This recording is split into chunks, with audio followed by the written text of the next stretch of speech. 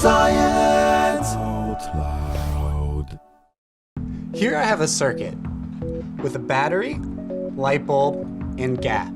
If I fill this gap with a metal, the light comes on. If I fill this gap with glass, the light stays off. You probably already know this because metal is an electric conductor and glass is an insulator. But what happens when I fill this gap with a silicon wafer? The light stays off, so you might think the silicon's an insulator. But what if I heat it up? Thank you.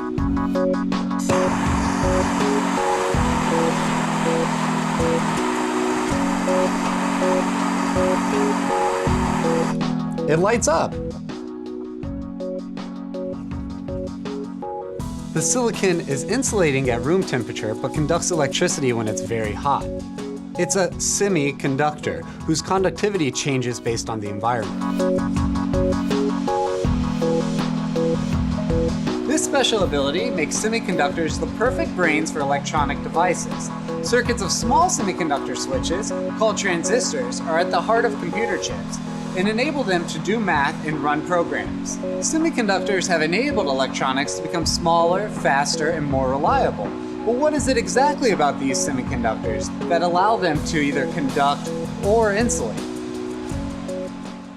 In a single atom, electrons can occupy specific energy levels. When multiple atoms bond, the electrons are shared between them.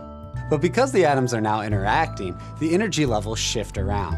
In a solid, trillions and trillions of atoms interact with each other. Their individual energy levels smear into energy bands. For a material to conduct, the electrons must be able to jump from lower energy states to higher ones. The spacing of these energy levels and how they're filled with electrons determines if the material is a conductor, insulator, or semiconductor. If there's a huge gap between the lower energy levels and the higher ones, it's hard for electrons to jump to the higher ones, so current can't flow, and it's an insulator like this glass. Metals have no gap at all. Electrons can move to the higher energy levels with no problem. Current can flow. Semiconductors fall somewhere in the middle. They have a medium-sized band gap.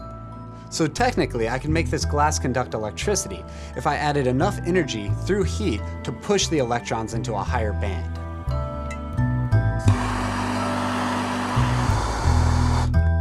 But that amount of heat would either melt or break the glass before it actually conducts. This is true of most insulators. The amount of energy needed to make them conduct is just too high. But in a semiconductor, the band gap is small enough that electrons can jump into the higher energy band so that current can flow. The amount of heat we apply determines how many electrons jump into the higher band and how much current flows.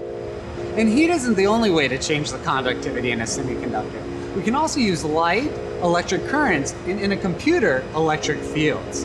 As I've said, computers are made up of semiconductor switches called transistors that switch between conducting and insulating. Computers use electric fields because heat is slow and would burn too much energy. We can turn this wafer into a computer chip by printing a circuit of transistors on it using a process called photolithography.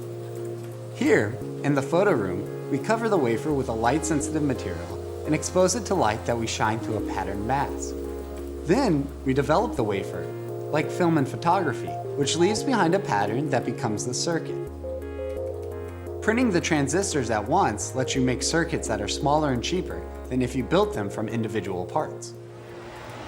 Transistors make up the logic elements, the memory components, and the communication modules that let computers talk to each other.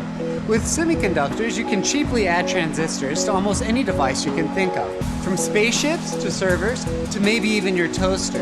Semiconductors have enabled the technological revolution, the internet, the computer, and the cell phone. No semiconductors, no information age. I'm Jamie, and thanks for watching this episode of Science Out Loud. Be sure to check out some of our other videos, including mine on how computers compute. Check out our website for more information. The end. I'm just like